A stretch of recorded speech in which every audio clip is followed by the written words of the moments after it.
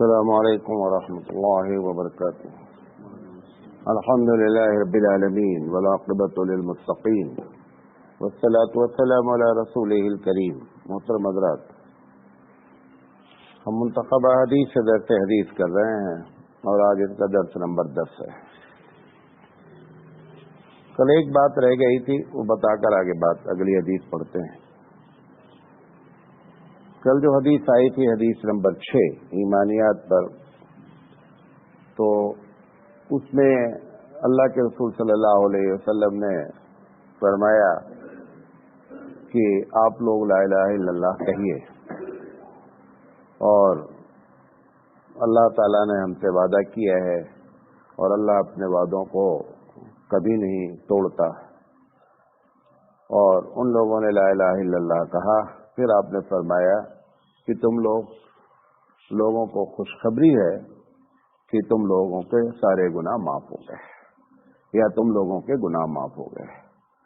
تو اس میں ایک بات یہ تھی کہ یہ اسی پرٹیکولر گروہ جو بیٹھا تھا، جو گروپ بیٹھا ہوا تھا، انہی کے بارے میں یہ بات ہے، بقیہ کے بارے میں یہ بات نہیں ہے، کیونکہ اللہ کے رسول صلی اللہ علیہ وسلم نے جو لفظ استعمال کیا، فرمایا الا سنو ابشروا، خوش ہو جاؤ، فإن اللہ قد غفر لکم، کہ اللہ نے تمہارے گناہوں کو معاف کر دیا۔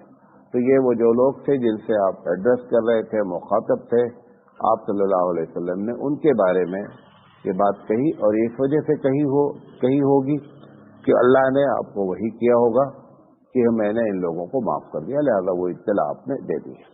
لیکن یہ عام بات نہیں ہے۔ اگلی حدیث پڑھتے ہیں، حدیث نمبر 7۔ بسم اللہ الرحمن الرحیم۔ عن ابی ذر رضی اللہ تعالی عنہ قال قال النبی صلی اللہ علیہ وسلم ما من عبد قال لا الہ الا اللہ ثم مات على ذلك الا دخل الجنہ قلت وإن زنا وإن سرق قال وإن زنا وإن سرق قلت وإن زنا وإن سرق قال وإن زنا وإن سرق قلت وإن زنا وإن سرق قال وإن زنا وإن سرق علی رغم انف ابی ذر۔ بخاری کی روایت ہے، غور سے سنیے گا اس حدیث کو۔ یہ ابو ذر ایک صحابی ایسے ہیں تمام صحابہ میں کہ یہ ایک منفرد حیثیت رکھتے ہیں۔ منفرد حیثیت اس معنی میں رکھتے ہیں کہ 2-3 باتوں میں یہ تمام صحابی سے اپنی رائے کا اختلاف رکھتے ہیں۔ اس میں سے ایک چیز ان کا یہ ہے کہ آج کھا لیا جائے اور کل کے بارے میں رکھا نہ جائے۔ کوئی بھی چیز کل کیا ہوگا دیکھا جائے گا، اللہ مالک ہے۔ اور اسی چیز کی وہ تبلیغ بھی کرتے تھے لوگوں کو۔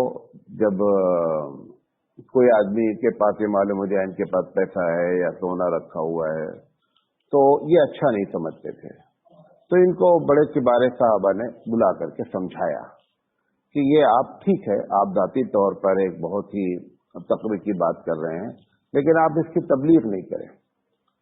بہرحال یہ نہیں مانے، اور اس کے بعد ان کو جو ہے وہ شہر سے باہر ایک مقام بنا دیا گیا کہ آپ وہاں رہیں، ورنہ یہ بہت زیادہ ڈسٹربنس ہو رہا ہے اور اسلامی پالیسی کے خلاف ہے۔ اگر کوئی آدمی، کیونکہ لوگوں نے جو سمجھایا بات تو ایک اس میں سے بتا دیتے ہیں، وہ یہ ہے کہ اگر کل کے لیے نہ رکھا جائے کچھ، تو اسلام نے زکوٰۃ کے سلسلے میں کہا ہے کہ اسی مال پر زکوٰۃ ہے جس پر 1 سال گزرے۔ تو آپ کی جو بات ہے وہ اس سے کیا ہو رہی ہے، ٹکرا رہی ہے کہ مال اسی پر زکوٰۃ ہوتی ہے جس مال پر 1 سال گزرا، اور آپ کہہ رہے ہیں کہ کل کے لیے نہیں رہنا چاہیے۔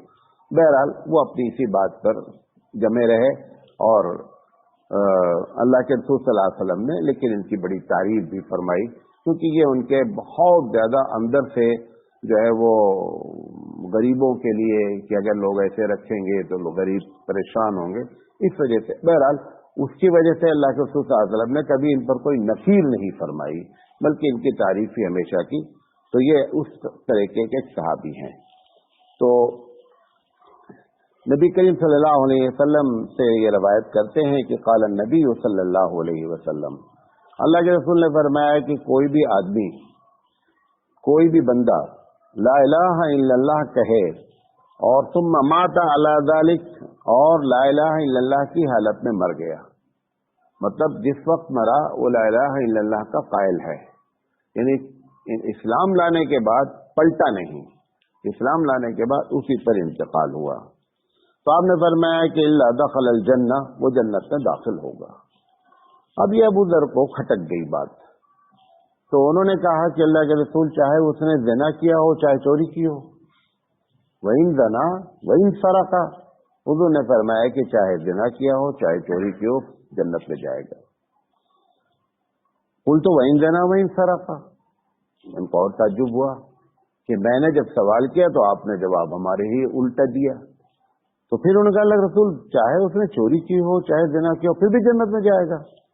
قال وَإِن زنا وَإِن سرقا، چاہے چوری کی ہو چاہے زنا کیا ہو جنت پہ جائے گا۔ پھر تیسری مرتبہ انہوں نے کہا قلت وَإِن زنا وَإِن سرقا، کہ چاہے چوری کیا ہو چاہے زنا کیا ہو، حضور نے فرمایا وَإِن زنا وَإِن سرقا، چاہے چوری کیا ہو چاہے زنا کیا ہو جنت پہ جائے گا۔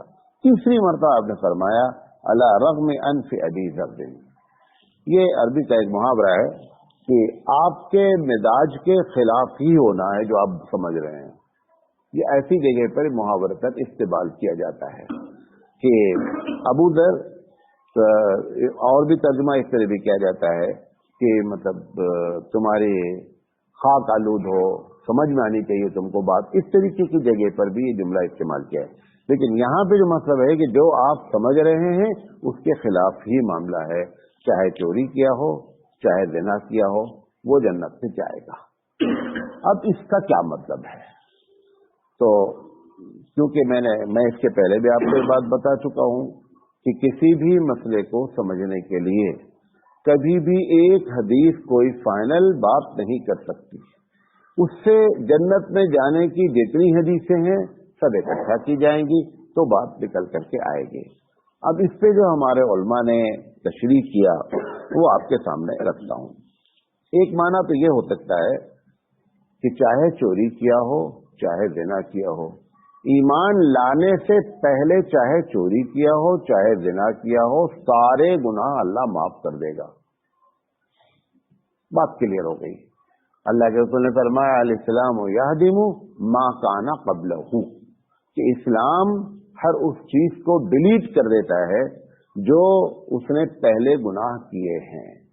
اب یہ ماحول ہی وہی تھا کہ نئے نئے لوگ روزانہ کیا ہوتے تھے، مسلمان ہوتے تھے تو ان کی عادت تھی، بہت زنا کوئی چیز ہی نہیں تھی، چوری ڈکیتی ہوتی ہی رہتی تھی۔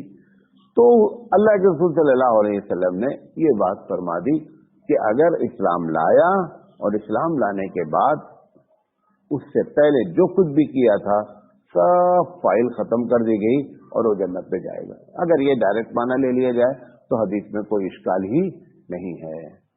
نمبر 2، کچھ لوگوں نے کہا کہ اللہ کے ابو ذر یہ سمجھ رہے ہیں کہ گناہ کبیرہ کرنے والے کو کبھی بھی ہو سکتا ہے جنت میں داخلہ ہی نہ ملے، اور یہ دونوں گناہ کبیرہ ہیں، کون؟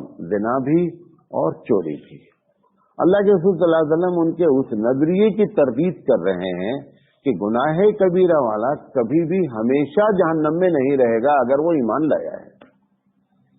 جب سزا بھگت لے گا، سزا بھگتنے کے بعد ایک دن اس کے اوپر ضرور آئے گا جب وہ جنت میں داخل ہوگا، چاہے جتنے بڑے گناہ کیے ہیں۔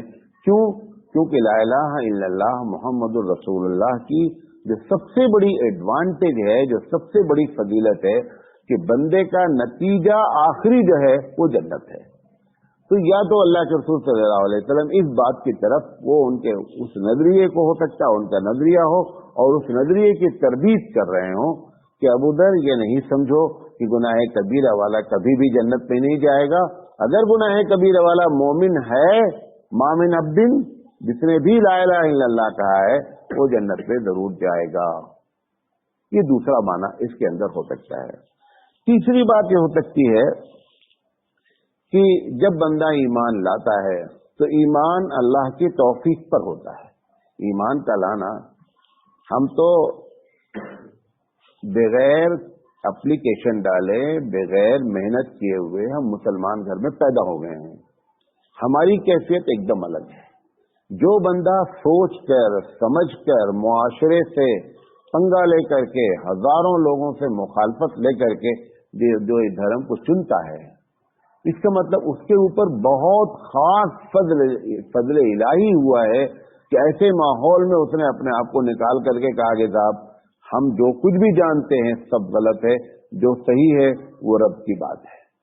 अब यकीनी बात है कि उसमें उसके दिल की कैफियत आप देखें, और फिर अल्लाह की तौफीक की यकीनी बात है।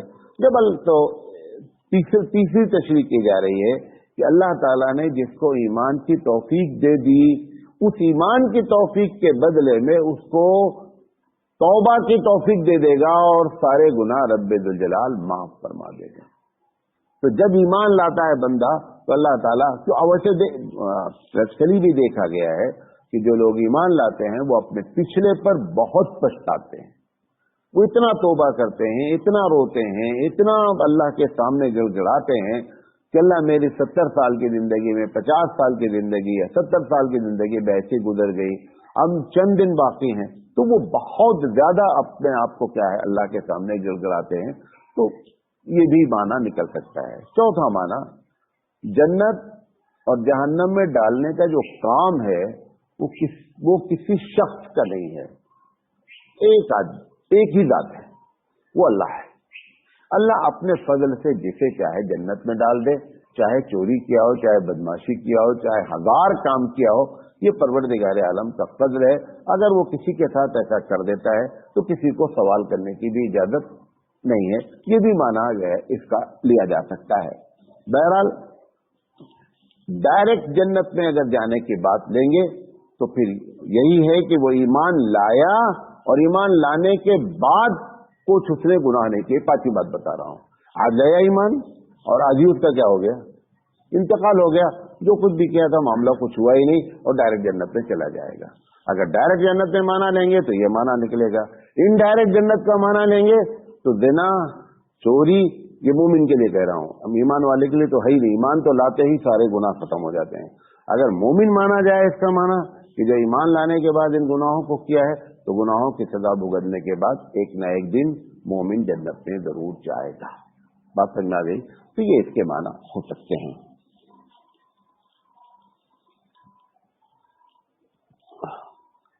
हदीस नंबर 9, अन अबी हुरैरा रज़ियल्लाहु तआला अन्हु क़ाल क़ाल रसूलुल्लाह सल्लल्लाहु अलैहि वसल्लम मन क़ाल ला इलाहा इल्लल्लाह नफ़अतहु यौमन मिन दहरिही युसीबुहु क़ब्ल ज़ालिका मा असाबहु, रवाहुल बज़्ज़ार व तिबरानी।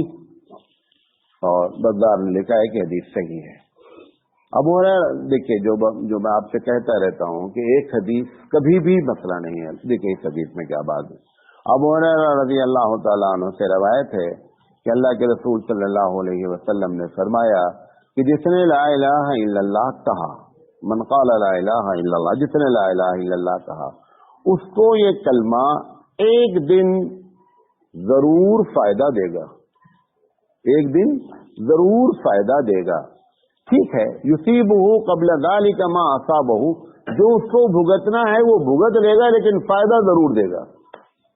तो पता क्या चला कि एक आदमी अगर ईमान ले आया और उसके बाद भी वो गलतियां कर किया तो ठीक है, जो भुगत ले, लेकिन आखिरी नतीजा क्या निकला करके, आखिरी नतीजा ये निकलेगा कि उसको जन्नत में जाना ही जाना है।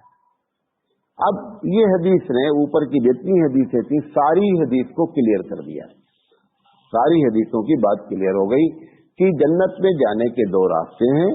एक जन्नत में जाने का डायरेक्ट रास्ता है, एक जन्नत में जाने का इनडायरेक्ट रास्ता है। अगर ईमान लाने वाले की जो मतलब दूसरे मजहब से पलटकर ईमान लाया है, अगर वो ईमान लाने के बाद फौरन ही उसका इंतकाल हो गया, कोई उसके ऊपर अमाल हुए नहीं, कोई गुनाह हुए नहीं, वो डायरेक्ट जन्नत में चला जाएगा। मोमिन अगर ईमान के हालत में पैदा हुआ, यानी ईमान वाले के यहाँ पैदा हुआ, ईमान वाले के घर में पैदा हुआ, और पैदा होने के बाद उसने ईमान के साथ साथ गलतियां भी की जैसा हो रहा है। अगर सारे लोग ईमान वाले या जो भी हैं अगर वो गलतियां कर रहे हैं तो ये बात जरूर है कि गलती की सजा भुगतना ही भुगतना है। لیکن اس میں ایک بات اور آپ سے بتانا چاہتا ہوں کہ اگر ایمان والا شرک نہیں کیا رہا، بہت سے گناہ کرتے رہے، شرک نہیں کیا رہا اور بندے کے حق کو نہیں مانا ہے، مطلب مارا ہے، تو 99% چانس ہے کہ سارے گناہ اس توحید کے طفیل میں معاف کر دیے جائیں گے۔ اللہ تعالیٰ کی خوشی اور رضا کی بنیاد پر اس بندے نے ٹھیک ہے جتنے بھی کام کیے ہیں وہ سارے کے سارے گناہ ہیں، لیکن کلمہ لا الہ الا اللہ توحید کے خلاف کبھی اس نے کام نہیں کیا، لہذا اس کو جنت میں ڈائریکٹ جا سکتا ہے۔ اب وہ حدیث آپ یاد کریں کہ جس میں اس کے 99 دفتر کھولے جائیں گے گناہوں کے اور ایک پلڑے میں رکھ دیا جائے گا، آئے گی حدیث آگے انشاءاللہ، رکھ دیا جائے گا اور رکھنے کے بعد لگاتار گناہوں کے دفتر پہ دفتر پہ دفتر اور پلڑا جو ہے وہ گناہ کا پکڑ لے گا، بھاری ہو جائے گا، بیٹھ جائے گا، اتنے میں اس کے فائل میں سے ایک کارڈ نکلے گا جو لا الہ الا اللہ محمد رسول اللہ۔ وہ جو گناہ ہے اس میں نہ شرک ہے نہ حقوق ہے، اس میں گناہ کی جو فائل رکھی گئی ہے اس میں نہ اس شرک کا گناہ ہے اور نہ بندے کے حقوق کا گناہ ہے، بہت سے گناہ ہیں، لیکن جیسے ہی لا الہ الا اللہ محمد رسول اللہ جو اس نے اپنے دل سے کہا ہے، اس نے اٹھا کر کے جیسے ہی فرشتہ دوسرے پلڑے میں رکھے گا، یہ پلڑا ٹنگ جائے گا اور لا الہ الا اللہ کا پلڑا بھاری ہو جائے گا۔ اس بنیاد پر میں یہ بات اپنی بات کو مدلل کر رہا ہوں، اس بنیاد پر میں یہ بات کہہ رہا ہوں کہ ہزاروں گناہ ہوں لیکن اگر شرک نہ ہو اور حقوق نہ ہو تو توحید کی برکت سے 99% چانس ہیں کہ پروردگار عالم معاف فرما دے گا۔ یہ توحید کی برکت ہے، لہذا کلمے کی حقیقت کو جاننے کے لیے لازم ہے کہ توحید کی حقیقت کو جانیں۔ یہ جو ہم لوگ یہ بیان کرتے رہتے ہیں منتخب حدیث، کیا ایسی بہت سی حدیثیں، یہ ون سائیڈڈ جو بات کی جا رہی ہے یہ مسئلے کا حل نہیں ہے۔ ہمیشہ کوئی بچہ پوچھتا ہے رات کسے کہتے ہیں، رات نہیں معلوم، دن ہی دن دیکھ رہا ہے، تو اس کو سمجھانے کے لیے آپ کتنا بھی بولیں اندھیرا ہو جاتا ہے، کچھ نہیں، اس کا طریقہ ہے کہیں لے جا کر کے رات میں رکھ دو اس کو کہ یہ دیکھیے رات ہے، اس کو رات کہتے ہیں، فوراً اس کی بات سمجھ میں آ جائے گی۔ عربی زبان کا محاورہ بھی ہے کہ تعرف الاشیاء بازدادها، چیزوں کی ڈیفینیشن، چیزوں کی پریبھاشا ہمیشہ اس کی ضد سے سمجھی جاتی ہے۔